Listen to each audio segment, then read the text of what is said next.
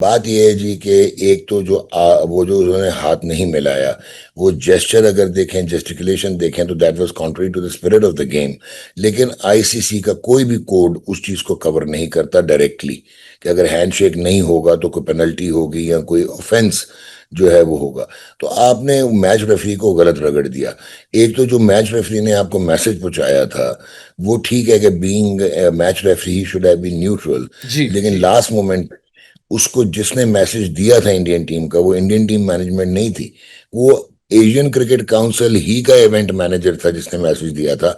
और Asian cricket council के head है मोहसिन नकवी साहब, जो कि पाकिस्तान क्रिकेट बोर्ड के भी सदर हैं। तो एक तो यहाँ पे था। अच्छा, आपने गलत फोकस किया और गलत रेजेंटमेंट शो की उस चीज पे। हुआ क्या कि जिस वक्त सूर्या कुमार ने एक बड़ी, मैं तो कहूंगा, नॉनसेंसिकल किस्म की पॉलिटिकल इंटीग्रेशन करने की यस कोशिश की और यस। वो नैरेटिव चलाने की कोशिश की जो नैरेटिव की बेसिस ही नहीं है, जो हम्म। आज तक वो कुछ प्रूव ही नहीं कर सके। तो उसमें क्या हुआ कि जो पाकिस्तान टीम की मैनेजमेंट थी वो आईसीसी के कोड में आता था 2.1.1, 2.1.2 और 2.4, जो कि एक आरडीए है, एसोसिएशन ऑफ आर्टिकल है, 2.1 ए है उसका। ये सारे ए क्लॉजेस लगते थे। लेकिन आपने ड्रेसिंग रूम में एक तो प्रोटेस्ट किया, आप गए नहीं प्रेस कॉन्फ्रेंस के लिए, बजाय कि आप वहां पे जाके टिट फॉर टैट करते, यस। क्योंकि एक प्रेसिडेंस बन गया हुआ था। और दूसरा, आपने टीवी स्विच ऑफ कर दिया तो आपको पता ही नहीं लगा कि सूर्य कुमार ने बात क्या की है। अच्छा, अब जिस वक्त क्रिकेट बोर्ड को पता लगा, तो अब अनफॉर्चुनेटली जो उसमें एक और चीज हुई वो ये है कि एक रूल है जो कि 3.1 है, 3.1.1 है आईसीसी का कोड ऑफ कॉन्डक्ट का, जो कि ये कहता है कि भाईजान, आप ना 18 घंटे में, 36 घंटे में, या कुछ लीवरेज लेके 96 घंटे के अंदर अंदर अगर आप आईसीसी के मैच रेफरी को प्रोटेस्ट लॉन्च करेंगे तो आगे ICC will be responsible. Okay. अब यहाँ पे आपने की प्रोटेस्ट लॉन्च 96 आवर्स में और अच्छे खासे एविडेंस के साथ की। लेकिन इंपॉर्टेंट क्या चीज थी कि ये जो क्लॉज है 2.4 का, उसमें आप डिमीन नहीं कर सकते ऑपोजिशन को, एटमॉस्फेयर मैच की आप नहीं हार्म कर सकते, और आप पॉलिटिकल, रेशियल और रिलीजियस बात नहीं कर सकते। तो ठीक। अगर आईसी आपको परमिशन लेनी थी अपने बोर्ड से पहले और फिर आईसीसी से, बोर्ड ने तो परमिशन दे दी सूर्य कुमार को, लेकिन जो आईसीसी था, वो अगर उसने परमिट किया था तो आईसीसी वाज इन ट्रबल, क्योंकि वो कॉन्ट्रावीनिंग अपने लॉ की थी। आप इंटरनेशनल कोर्ट ऑफ आर्बिट्रेशन में जाके उनको हिला के रख देते, जितना मर्जी जे शाह हो और जितना मर्जी जी उनका वो जी। जो सीईओ है वो हो। दूसरा जो प्रॉब्लम थी, वो ये थी कि अगर उन्होंने परमिशन नहीं दी थी तो ये ग्रॉस वायलेशन थी सूर्या कुमार की, और इस पे जो है एक्ट ऑफ डिस्क्रिमिनेशन का कोड लगता था। ठीक है। अच्छा, आपने तो प्रेजेंट कर दिया केस, फिर आपने एक और ब्लंडर किया। आपके चेयरमैन ने ये कह दिया कि हम जो है वो बायकॉट कर देंगे टूर्नामेंट का। हाँ आप हाँ। टूर्नामेंट का बायकॉट नहीं कर सकते, आर्टिकल ऑफ एसोसिएशन आईसीसी के मुताबिक आप पे सवेयर पेनल्टीज लगती हैं, जिसमें आपका स्टेटस सस्पेंड हो सकता था, आपको बैन किया जा सकता था from future appearances in global tournaments, और आपको 16 से 20 मिलियन डॉलर का नुकसान होना था। इन एडिशन टू, जो कि अगर आपको पता हो कि ये वाला जो अपना एशिया कप है, इसे 227 मिलियन डॉलर मिलने हैं एशियन क्रिकेट काउंसिल को। हम्म। और जो फुल मेंबर 5 हैं उनको 15-15% आता है, और बाकी जो 25% है वो एसोसिएट मेंबर्स में जाता है।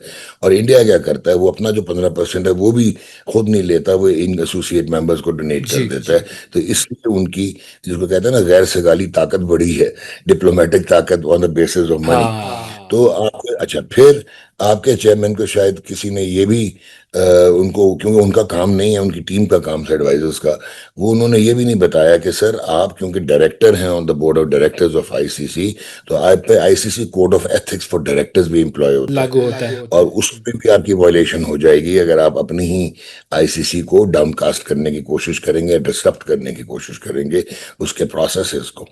एवेंचुअली क्या हुआ, अक्लमंदी, सैनिटी प्रिवेल्ड, पाकिस्तान ने कर दी अपना जो है ये 96 घंटे के अंदर अंदर प्रोटेस्ट। उस पे जब हियरिंग हुई, लोग समझ रहे हैं कि 30% फाइन जो है वो कम है।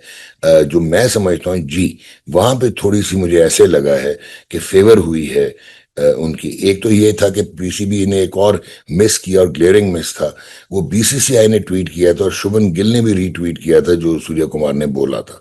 तो आप बीसीसीआई को भी पेनलाइज होना चाहिए था फॉर व्हाट दे डिड। हाँ हाँ तो हाँ, मुझे ऐसे ओके लगा है ओके। कि बैक एंडेड, क्योंकि आपसे भी ग्लेयरिंग ये जो बॉयकॉट वाली चीजें हो गई थी, घंटा लेट आपने करवाया था मैच, तो शायद ये रिकंसिलिएशन हुई है, जिसपे अदरवाइज इस पे सस्पेंशन पॉइंट्स होते हैं और मैच सस्पेंशन होनी चाहिए थी मिनिमम सूर्या कुमार मतलब यूँ की, कहेंगे वो rather क्या than कहते हैं, वो सस्ते में हम ज़रा छूट गए। चलें, ये तो टेक्निकल बात हो गई। अब आते हैं ज़रा आज के मैच की तरफ। हम अपनी टीम को अगर देखें तो हम जानते हैं कि हमारी क्या परफॉर्मेंस रही है। पहले ज़रा थोड़ी सी मैं बात करना चाहूँगा ज़रा टॉप ऑर्डर की। हमारे पास टॉप ऑर्डर का क्राइटेरिया क्या है कि मतलब साइम अयूब जो है उसने इतने डक्स बना लिए हैं, लोग कह रहे हैं जी he can open a farm, he can make so many omelettes. तो वो साइम अयूब को या तो हमने अच्छे तरीके से रीड नहीं किया था, हमने बहुत ज़्यादा ओवर एस्टिमेट कर लिया, या क्या हुआ है, what is the problem? Saim Ayub एक बड़ा ही टैलेंटेड, पोटेंशियल वाला, highly skilled, close to modern cricketer है, और ब्रिलियंट वो फील्डर है, और वो बॉलिंग भी जिसने अब आपको करके बता रहा है, तो उससे आपको ये क्लियर हो जाना चाहिए कि वो एक प्रोडक्ट है। अब हुआ क्या, राइट। दो तीन चीजें होती हैं। एक तो ये है कि उसकी एक फिनोमिनल सक्सेस है ऑस्ट्रेलिया और साउथ अफ्रीका में, जो प्राइमरीली वनडे वाइट बॉल में थी। जी। तो वहां से जब आप स्पॉटलाइट में आ जाते हैं तो आप एक फिनोमिनल मॉड्यूल होता है उसमें चले जाते हैं, चमक दमक को हैंडल करना पड़ता है। बच्चा है 21-22 साल का, तो वहां पे स्ट्रांग मैनेजमेंट होनी चाहिए। फिर इसकी इंजरी हुई, he went to England, yes. Special treatment इसको मिला, बिकॉज पाकिस्तान को अपने ही मेडिकल पैनल पे, जो मैं रोता रहता हूँ, वो इतबार नहीं था तो बाहर भेजा ना। तो जब बाहर भेजा, ये फुली रिहेबिलिटेट होके आया, ये पीएसएल से परफॉर्म नहीं कर रहा था। उसका रीजन बड़ा क्लियर है कि उसका फोकस शिफ्ट हो गया हुआ है। इससे ज्यादा मैं पीछे नहीं जाऊंगा। फोकस शिफ्ट हो गया है and he is not fully in. अब होता क्या है कि आप उसको खिलाई जा रहे हैं, तो the player starts taking for taking taking he starts taking the place for granted. Pakistan की प्लेस है यार, उनको मल्ले की टीम नहीं है। हाँ तो उसको हाँ। तभी करनी चाहिए थी कि यार यू आर नॉट स्कोरिंग। उसका 45 T20 इंटरनेशनल में सिर्फ 4 50 हैं, जिनमें से 19 की उसकी एवरेज है। तो स्ट्राइक रेट भी उसका नीचे आ गया है। So at the end of the day, ये मैनेजमेंट को जो इतनी तकरीरें करते हैं, उनको ये देखना चाहिए था कि यार what is wrong with him. तो ये यही मामला फिर क्या मिडिल ऑर्डर के साथ भी हो रहा है, क्योंकि मिडिल ऑर्डर भी हमारा नहीं परफॉर्म नहीं कर पा रहा है? मिडिल ऑर्डर की कैपेसिटी नहीं है। और उसका रीजन ये है कि 4 पे जो सलमान अली आगा आपके कप्तान हैं टीम के, वो एक बहुत ही अच्छा, वो आया बड़े सलीके से हुआ है क्रिकेट में, जी। बड़ा मेहनत करके फर्स्ट क्लास लेवल पे, एक्सपीरियंस्ड आदमी है, good test cricketer, quality one day cricketer. उधर आप इसको कप्तान कर देते, but he has nothing to do with T20 cricket, और वो इररेलेवेंट है टू T20 क्रिकेट।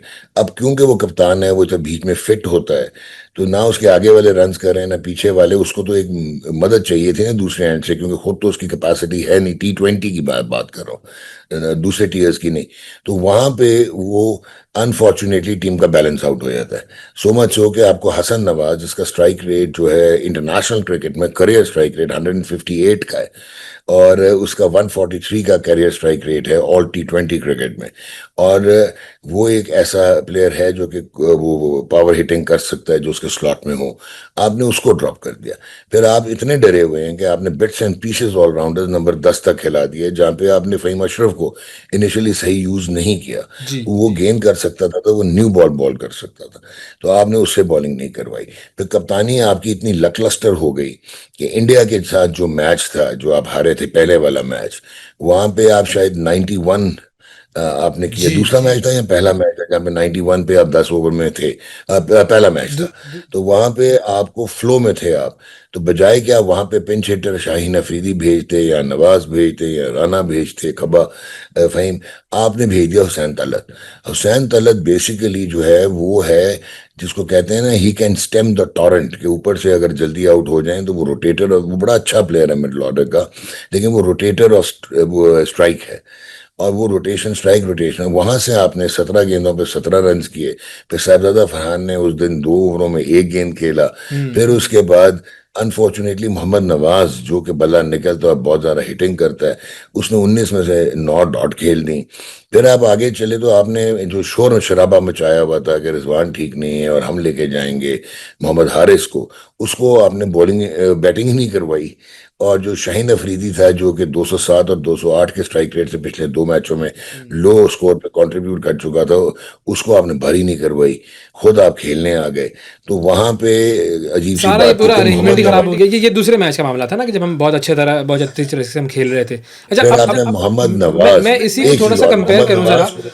मैं श्रीलंका से ज़रा कंपेयर करूं इसको। श्रीलंका जो है वो जब इंडिया के सामने 200 बना सकता है और सुपर ओवर में वो चले हार जाता है, तो इसका मतलब ये है कि हम भी कर सकते हैं, क्योंकि इंडिया की बैटिंग लाइनअप को श्रीलंका ने उधेड़ दिया, तो फिर हम भी कर सकते हैं बहुत ना फिर ये आज के लिए। बहुत बहुत सारे नाराज हो जाएंगे जब मैं ये कहूंगा कि श्रीलंका ने अंडर परफॉर्म किया इस टूर्नामेंट में। श्रीलंका की बहुत तगड़ी T20 की टीम है, जो लास्ट मैच में आपको प्रथम निसांका ने और कौशल ने परेरा ने दिखाया आपको। सो वो आउटस्टैंडिंग बैट्समैन है, और जिस तरह वो कुलदीप यादव को खेले, वो वाहिद 2 बैट्समैन इस टूर्नामेंट में थे जो कुलदीप यादव को हाथ से रीड करके खेल रहे थे। तो मैं ये समझता हूँ कि पाकिस्तान की बैटिंग में इतनी स्किल ही नहीं है, इतनी एबिलिटी नहीं है। अब आपको घबराने की बात नहीं है। वो जो पहले 2 मैचेस थे वहां पे इंडिया, क्योंकि आपसे अगर ऑन पेपर देखें तो वो बहुत सुपीरियर है, आपका कोई सही है। मैच ही नहीं है। They should eat you up अगर आप मेरिट पे देखने की कोशिश करेंगे। लेकिन अब हम्म। इंडिया के भी प्रॉब्लम्स हैं, तो लेट्स डिस्कस दैट। जी। एक तो गौतम गंभीर अगर रहा है साल डेढ़, तो इंडिया की टीम भी पाकिस्तान बनते देर नहीं लगेगी, हालांकि उनका पीछे सिस्टम बहुत स्ट्रांग है। उसका रीजन ये है कि यशस्वी जायसवाल को आपने ड्रॉप कर दिया, जो कि एक सेंसेशनल फिनोमेना है, just to accommodate Shubman Gill. जब आपने शुभन गिल को अकोमोडेट किया अभिषेक शर्मा से ओपन करने के चक्कर में, तो जो आपका 4 T20 इंटरनेशनल 100 और जो ब्राइटेस्ट बैट्समैन है आपका, वो संजू सैमसन है। वो उसने जो 4 सेंचुरियां की हैं वो ओपनर या नंबर 3 की हैं, आपने उसको नीचे भेज दिया। ठीक है, ऊपर से सूर्य कुमार यादव, जो कि एक ब्रिलियंट T20 बैट्समैन है, पिछले 13 मैचेस में उसकी 11 की एवरेज है, 125 रन है, 82 का स्ट्राइक रेट है, तो वो एक वीक लिंक बना हुआ है। सो जी। अच्छा, फिर उसके बाद क्योंकि जसप्रीत बुमराह से आप ऊपर से 3 ओवर करवाते हैं, तो डेथ बॉलिंग बड़ी प्रॉब्लम हुई हुई है। अगर आप अर्शदीप को खिलाते हैं तो आपको शिवम दुबे को निकालना पड़ेगा। मिडिल ऑर्डर उनकी भी वल्नरेबल है।